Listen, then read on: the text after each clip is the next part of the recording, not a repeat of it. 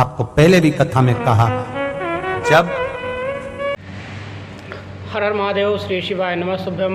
मित्रों, यदि आपकी कोई विशेष कामना है और वह पूर्ण नहीं हो पा रही है, आपने बहुत सारे उपाय करके देख लिए, तो आप सभी मित्र इस उपाय को अवश्य करके देखें, जिससे आपकी कैसी भी मनोकामना होगी महादेव उसे बहुत जल्दी पूर्ण कर देंगे। तो आइए सुनते हैं इस उपाय को और करके देखते हैं। हर हर महादेव, श्री शिवाय नमस्तुभ्यं। कोई विशेष कार्य होता है और वो कार्य नहीं हो रहा होता है तो क्या करा जाता है? जल, जहां आप लोगों ने पहले स्मरण किया है, जैसे ये शिवलिंग है, ये जलाधारी है, ये जल यहां से गिर रहा है, वो स्थान। जब विशेष कोई कार्य होता है, अटक रहा है, नहीं हो रहा, गणेश जी वाली जगह पर जल चढ़ाइए, सबको मालूम है ना, जलाधारी में। फिर षडानंद कार्तिकेय वाली जगह पर जल चढ़ाइए, बीच में अशोक सुंदरी का स्थान है, वहां जल चढ़ाइए। चढ़ाते चढ़ाते माँ पार्वती मैया के हस्त कमल पर जल चढ़ाकर फिर शिव जी पे जल चढ़ाइए। थोड़ा सा जल बचाइए, वो जल बेलपत्री के वृक्ष के नीचे ले जाकर अपने मन का भाव कहकर चढ़ा दीजिए। 4-5 दिन चढ़ाकर देखिए, बाबा हाथ पकड़ लेगा और वो कार्य सफलता देगा। एक बेलपत्री शिव जी पे से उठा लीजिए, धो लीजिए।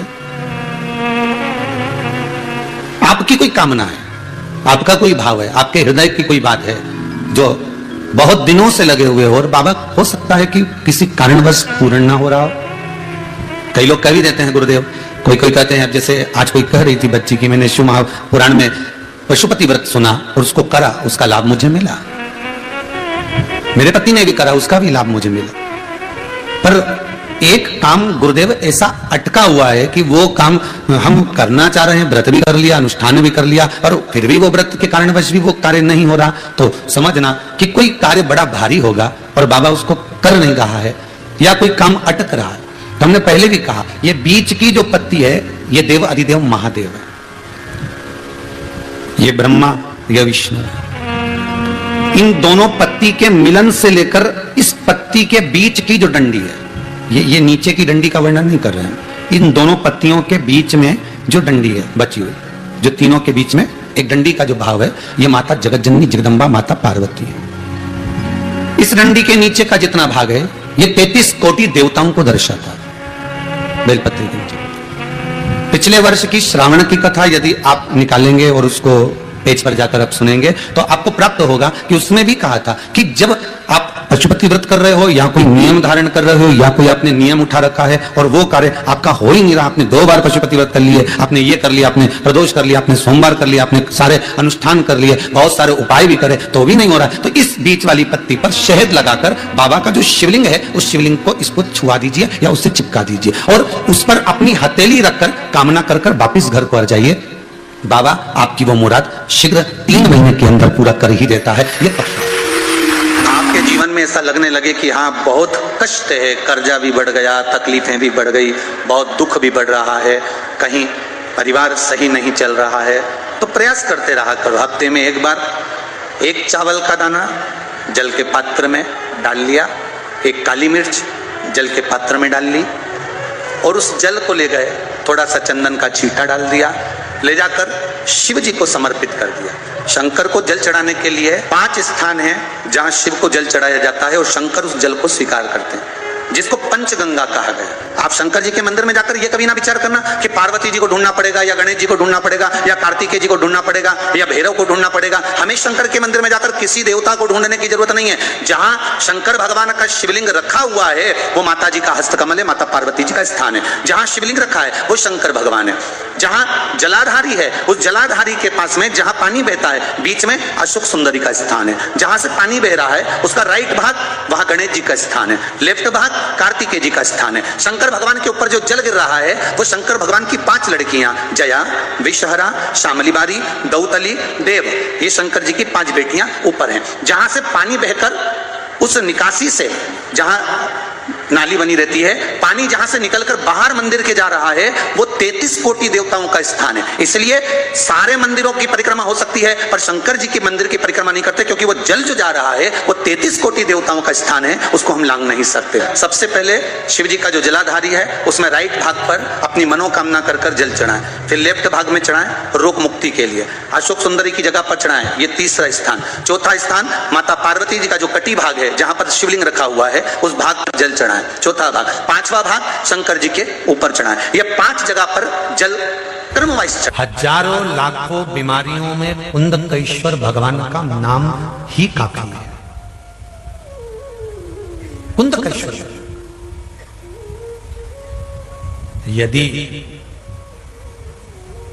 शरीर में रोग हो गया और वो रोग समाप्त ही नहीं हो रहा, 4-6 दिन हो गए हॉस्पिटल में पड़े, डॉक्टर अपना काम करे, उसको करने दो। आप एक बेलपत्री का पत्ता लेकर अशोक सुंदरी वाली जगह पर ये डंडी जहां से पानी बहता है उस ओर हो और ये पत्ता अशोक सुंदरी वाली जगह पर इस तरह से रखकर उसके ऊपर कुंदकेश्वर महादेव के नाम से जल चढ़ाकर एक अंजलि में थोड़ा सा जल लाकर उस रोग ग्रस्त व्यक्ति को मात्र आचमन करा दो, और आचमन भी नहीं करा हो तो उसके मस्तक पर उस जल को मात्र लगा दीजिए। ज्यादा से ज्यादा 8 घंटे 9 घंटे लगेंगे और वो धीरे धीरे ठीक होना प्रारंभ हो जाएगा। भारी से भारी रोग है तो भी कुंदकेश्वर भगवान का मात्र स्मरण करना। कई लोग कहते हैं गुरुजी पशुपति व्रत क्या हम घर में कर सकते?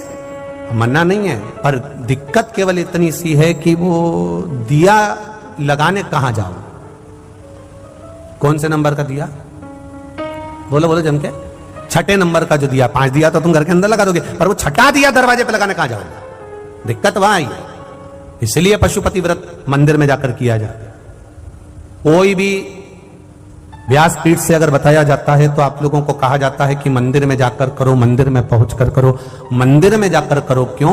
क्योंकि घर में जो शिवलिंग होता है उसकी आराधना, उसकी पूजन केवल आप अकेले करते हो या घर के लोग करते हैं, पर मंदिर में जो शिवलिंग रहता है उसकी आराधना कोई किस भाव से आ रहा है, कोई किस भाव से आ रहा है, उसकी आराधना वो उस भाव से करता है। इसलिए मंदिर के शिवलिंग का जो तपबल है, हमारे यहाँ कहते हैं कि मंदिर का शिवलिंग, फिर वन का शिवलिंग, नदी के तट का शिवलिंग। जैसे अभी आपको कहा कि भजन का बल कंजरी में कर रहे हो, फिर राम मंदिर के अंदर बैठकर कर रहे हो, फिर राम मंदिर के बाद में वन में कर रहे हो, वन के बाद में किसी नदी के तट पर कर रहे हो, नदी तालाब के तट के बाद में फिर किसी जंगल में कर रहे हो, जंगल के बाद में किसी वृक्ष के नीचे बैठकर कर रहे हो। उस तपबल का स्थान देखा जाता है कि तपबल किस जगह का। अगर ज्यादा दुख है, संकट बहुत भारी है, इतना बड़ा संकट है कि वो निपट ही नहीं रहा, फिर एक लोटा जल, उसमें थोड़ा सा चंदन का छींटा, एक सफेद पुष्प शिवजी पर चढ़ाकर उस चंदन के जल को,